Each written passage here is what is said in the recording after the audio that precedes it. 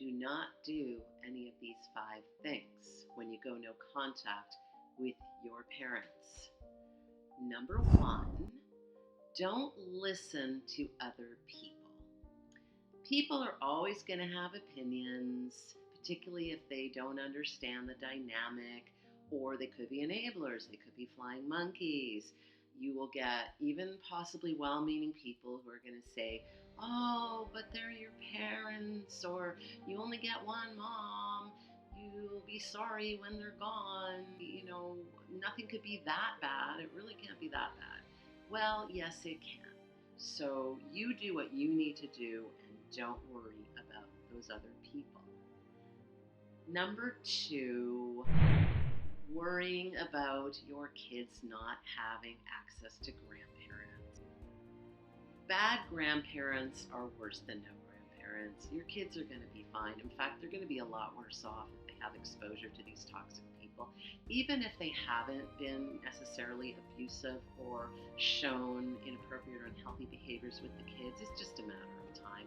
And guess what? If you're miserable around them, then you don't have to send your kids to them. The apple doesn't fall far from the tree, and your experience will start to be echoed with your kids. Not only that, but you being unhappy is not going to help your children anyway.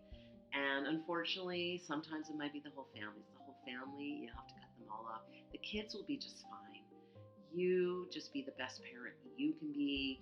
And as long as those kids have love and they have support in their lives, they'll be fine. There's chosen family. There's all kinds of other networks and options and supports that you can have for your kids. So don't let that stop you from going in contact. Number 3, don't check in. Don't text just to see how things are going, or maybe because one of your siblings tried to guilt you about how one of your parents is doing. Oh, they're not well, or they're doing really poorly, or it's all your fault.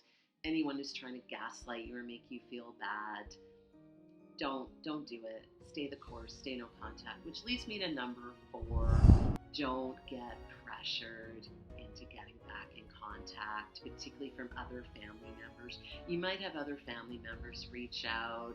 You might have them, say horrible things to you, or you're an ungrateful child, or what a bad daughter you are, a horrible son, or you're hurting your mom. Your mom has, done everything for you, and you're so ungrateful, or your dad, or whatever. Don't get pressured. Don't fall for it. They're being flying monkeys. They're being enablers. They haven't been able to separate themselves. It's coming from a place of fear. It's coming from an unhealthy place.